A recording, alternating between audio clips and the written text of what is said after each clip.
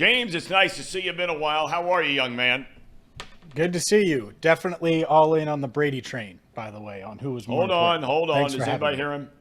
What about now? Here we go. Try it again, James. I'm all in on the team Brady, if we're talking Brady Belichick. It's good to see you too, Thom. So, I mean, you couldn't pick, right, one or the other. Tracy asked me a question. One's a player, one's a coach. I mean, you can be in on both of them, right? Sure. Yeah, one doesn't become one without the other. They needed both guys to win 6 Super Bowls, but he got Tampa Bay to a Super Bowl. And when he went to Tampa, I didn't think that they had a chance. And I was a big Brady guy, so I'm in on Brady. Give me the quarterback over the coach. I'm with you. I'm with you on that. All right, let's start with, I think a lot of people get confused. I get confused, James, to be honest with you, about what the Bengals have been doing here on quote-unquote OTAs, and now they officially start today, right? So could you please fill me in on what exactly, what are they doing right now? Well, it's been glorified workouts, right, where they're able to do some things and get out there and run around, but no helmets. We haven't seen pads, anything like that from any of the rookies. That'll change this week. You'll see some helmets, and so I think that's sort of exciting, but it's still voluntary. And so don't expect to see every Bengal there. Obviously, there's really only one guy that we're wondering about, which I'm sure you might ask me about. But no, it's pretty light. Like, I think you could have made it through the first couple of weeks of this offseason program. OTA's probably the same way, Thom. You'd probably do it. It might get a little hot with the helmet on. Well, that's okay. I mean, if that's the biggest problem you have in life, then so be it. Okay, you know where I'm going with this, because we have been talking about this ad nauseum. I'm sure you're tired of talking about it, but it's a very real topic, and that is what is going on with Jonah Williams. Mm-hmm. Yeah, I think he's training on his own. I think that's the first part of this that could get lost in the shuffle. Just because he hasn't posted a ton on social media doesn't mean he isn't working.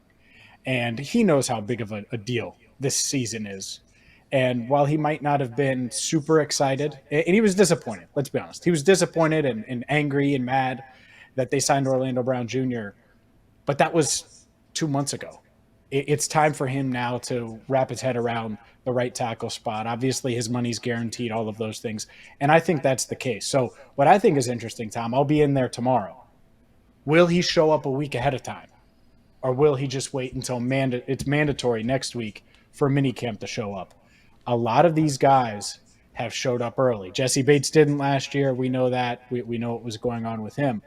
But outside of that, we've seen these guys show up for camp, show up ahead of time in a lot of instances. Tyler Boyd, the latest example of that. It was voluntary. He was doing family stuff, but he still showed up last week, even though he didn't have to. Could Jonah Williams be the next guy? I think that's a big question going into tomorrow when it's going to be open to us media. We all know that Williams was injured last year. He played through the first injury. Didn't miss a snap. I mean, he kept lining up and playing, and I mean, God bless him. That's a tough guy. He got hurt the second time. He couldn't do it. Okay. The business side of football is, the whole Orlando Brown says through his agent he wants a trade, blah, blah, blah. At the end of the day, the culture down there with the Bengals is so good and so strong, top to bottom, right? I mean, the leadership is fantastic. Coaching staff, quarterback, star players, role players, whatever it might be. Do you think Williams is losing some of his goodwill with his teammates, or do a lot of these guys just look at it, hey, that's a business side and that's the way it goes? I think we saw firsthand the past 2 years about Jesse Bates and how he dealt with everything and how they realized it was a business side. And I was curious how a young team, Joe Burrow, T. Huggins, Jamar Chase even, would handle a veteran leader like Bates not getting a deal. And then ultimately, and it felt inevitable by the time free agency hit that he was going to sign elsewhere. And so I think that's what this is. I've talked to some of his teammates, and I know a bunch of offensive linemen have still talked to Jonah and have communicated with him. Joe Burrow has talked with Jonah and communicated with him. And I think it's a gut punch when you get demoted. and you have to move spots. And that said, I think what we've seen from Jonah since he was drafted in 2019 is he is a professional. So I think he will be all in. He's going to have to earn that starting right tackle job. I certainly think he's the favorite to do so, but I don't think he's going to get handed the job by any means, especially with what they have kind of battling there with Jackson Carman and Lyle Collins working his way back as well. Well, let's walk through a couple of those guys injury-wise. Collins, Sure. Yep. how's he doing? He's doing well. I talked to him a little bit last week. I think he's about as good as you could be at this stage, and yet it's still a major question mark. It's a lot to ask an offensive lineman, certainly a tackle, to be ready for the start of training camp, or let's just push it, the start of the regular season. And I think that would be his goal, not necessarily camp, but the start of the regular season.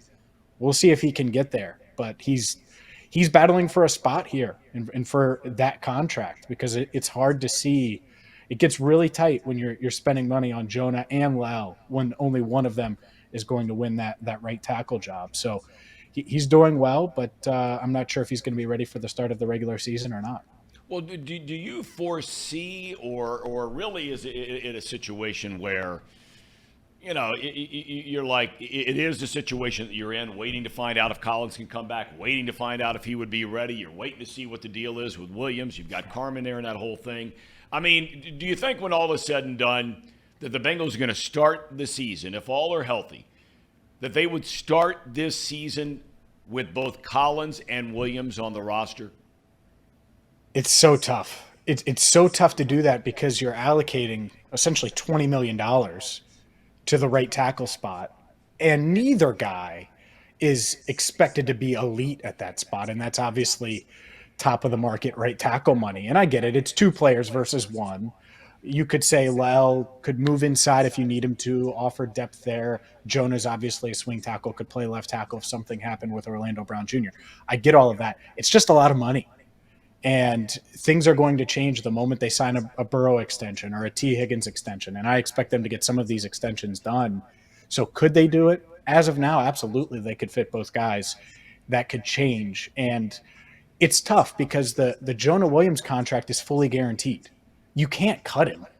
And so maybe you trade him, but there's no market for him right now. And that's the part I think some this offseason have struggled to understand. It's just tough to trade a guy that has $12.6 million guaranteed, coming off of a knee injury, coming off of the worst season of his career. It's tough, even at a premium position like offensive tackle. At the same time, is there a path to both being on the roster? Sure, but I'm not sure it's a realistic path unless something happens injury-wise to one of these other linemen on the team that are expected to start. All right, a couple of other guys coming back from injury. Awuzie, how's he doing? Mm-hmm. He's doing great. He might be the best athlete on the team, and I know Jamar Chase exists. He's such a good athlete, and I've really from day one of the offseason just kind of penciled him in as being back and ready for week one of the regular season. And I'm not sure that's fair. In fact, it probably isn't for a guy who has to plant and cut and run with receivers and all of these elite receivers in the NFL. But I just kind of expect that from him. So we'll see, but I know he's doing great. He's been with the team for most of the offseason program, and he's running and doing a lot of the things that you want to see. So I think they'll ease him back into camp, but hopefully he's ready to go week one. The other situation, James, we talked about on and on and on and on is wondering what would the future hold for Joe Mixon. It seems to me like, they had a chance. They could have done something on June the 1st. That's not to say they still can't do something now. But by all accounts, at least from what they're presenting publicly, Zach Taylor, Duke Tobin, this guy's here, and they're going to pay him the contract. Is that right? Feels right. It feels well, right, I guess, could be debatable, but it feels correct. Like that's what they're going to do. And I get it to a degree because, especially now, because if let's say you move on from Mixon, you're not going to get better at that position. Now you might be just as good or find a different fit or find someone else that can do a lot of what Joe can do, but he still has value. And yeah, it was a down year last year. I just don't like the money allocated to that position when you're not getting elite play there. And maybe he blows me out of the water and hasn't an elite year, but he certainly wasn't that last year. So I think that's the debate more so than anything. He's still a really good player, still valuable, can still help you win games, and he's a big part of that locker room. And I think that's what it came down to is there was no obvious replacement this offseason. The draft didn't fall in a way where they added a top running back in this class. And it's not really their fault. It just didn't line up. And you're not going to trade up for a running back. And so that happened.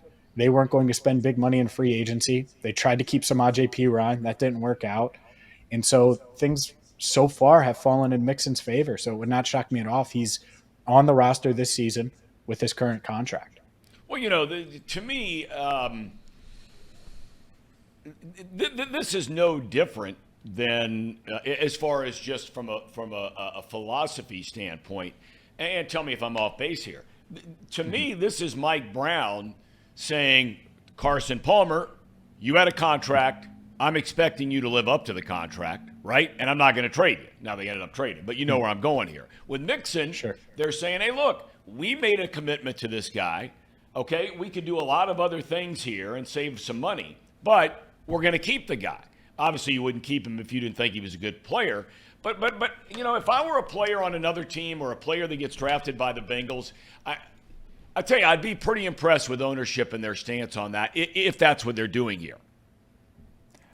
I think that's the loyalty part of it. I think of Leon Hall, them sticking with him when it was like 1 year, $9 million left, and they just kept him in it was time. I think you probably remember that. It was probably time, especially at that money. They've been loyal, and we've seen them deviate from that in recent years. Trey Hopkins would certainly be a name that I would throw out there, someone that maybe 10 years ago they would have kept, but they decided to move on from after the 2021 season. And so, yeah, I think it's a couple of things. Ownership is certainly part of it in their loyalty and their logic. Joe Mixon has been a big part of their franchise. At the same time, I think they're a destination. I don't know if their rating and thought throughout the league, certainly from veterans across the NFL, has ever been higher in the history of the franchise. I think veterans say, hey, if I could go to Cincinnati, that would be great. Now, money has to line up all of those things. But I don't know if they need to go the loyalty route now. That said, that doesn't mean they shouldn't stick to their characteristics, their philosophy if it works. If Mixon goes out there and performs this year, that's it. It doesn't matter how much it costs to keep him, because you're trying to win now. Yep. And I think that's the part of it now where I can see it, where, all right, well, where's that money going? If you do save it, where are you going to put it? Because if you put it towards a T extension, and that's the difference, well, of course you want to extend T Higgins. But if it's just little fringe moves or things like that, well, yeah, it's probably best to keep Joe Mixon. We get sentimental about players, and one guy who's been around here, the last time they won 2 games in a season was Tyler Boyd. I'm not so sure a PR firm could have written any better all of the things that he said when he showed up last week, just about, how he feels about the team, how he feels about the franchise, how he feels about where they're going. He understands that this is the last year of his contract. He understands they went out and drafted, guys that, could line up to replace him. It just seems like, I don't know, and you tell me, it seems like it'd be very hard to keep him around here after this year. But, we all get sentimental about players, and I think he is a guy that is deserving of really enjoying watching play if this turns out to be the last year of his contract, because he's been a hell of a player here. He has. There's no doubt, and he has a chance to move up the Bengals record books this season, receptions wise. He's not going to break the record or anything, but pass a TJ Hushmanzada for touchdowns, receptions. I was looking at some of the numbers. What you think about it, how much TJ meant. Well, Tyler Boyd's there, and a lot of his career, he's been the third option or been, in 2019, the first option on a team that really didn't have much. And so, yeah, I think what a pick he was. And I think back to he was a rookie in 2016. So 2017, it was about midway through the year. And if you remember, he was a healthy scratch. And he was kind of in Marvin Lewis's doghouse for a bit. And his confidence didn't waver. I remember talking to him, and he was like, man, If it doesn't work out here, I'm going to get paid elsewhere. And this is a second-year player who hasn't done anything. And he probably doesn't remember telling me this, but I was like, he's going to make it. He's going to be fine. And I kind of think that that's the approach he's taking here is he's like, look, I have a chance to win a Super Bowl.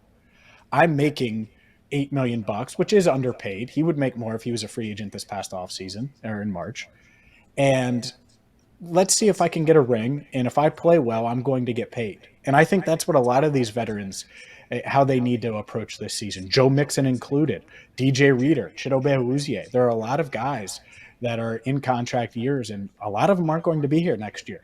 And Tyler Boyd might be at the top of the list. But if they attack it and they handle their business and help the Bengals win a Super Bowl, well, there's going to be multiple teams lining up to pay them next offseason. All right, I've asked a question. I ask the question on the show all the time, and this is subject to change depending on, what we see out of guys in camp and the draft picks and all the other sort of stuff. As we sit here today, James Rapien, in your expert opinion, are the Bengals on paper a better team than the one that ended the year last year? They are.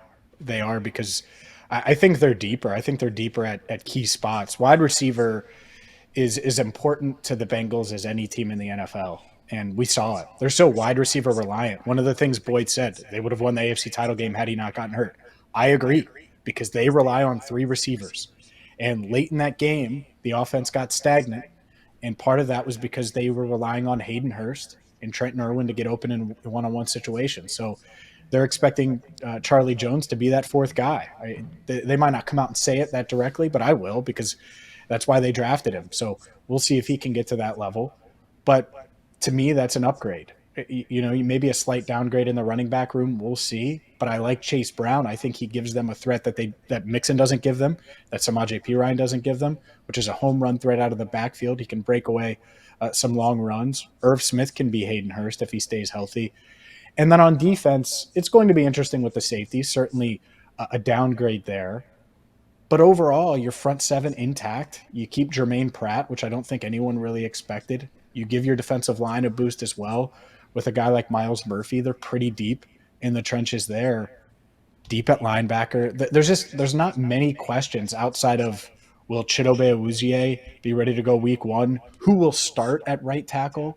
If La'el Collins is healthy, you feel good about it. If Jonah Williams is healthy, I would feel good about it. So I think that they have options there. So there's still some questions, but overall, I do think that they're one of the deepest teams in the league. And I haven't even mentioned all their top guys, right? Burrow on down. So, yeah, I think that they are better. All right. There's a man right there. James Rapien, we thank you as always for your time. Have a great rest of your day and enjoy being out there in the bright sunshine watching the Bengalis next couple of days. Sounds good. Will do. Thanks, Thom. Appreciate you having me. James Rapien, kind enough to join us. And if